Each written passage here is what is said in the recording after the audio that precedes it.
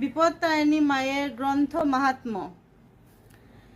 এই গ্রন্থ যেবা পড়ে কিংবা ইহা রাখে ঘরে, তার ঘরে বিপদ না হয়। বিপত্তারিণী মায় যে রক্ষা করে, তাই সে জন আনন্দে সদা রয়। পুত্র নাই যার ঘরে, সে যদি কামনা করে, তার ঘরে হয় সুসন্তান। যদি ধনহীন জনে ডাকে মায় এক মনে, সে হয় ধন ধান্যবান।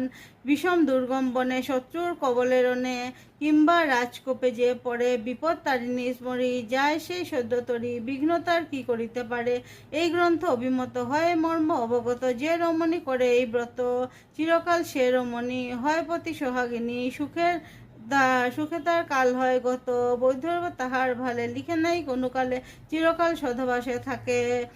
লয়ে পুত্র আদি, সুখে থাকি নিরবধি, অন্তিমেতে যায় স্বর্গলোকে।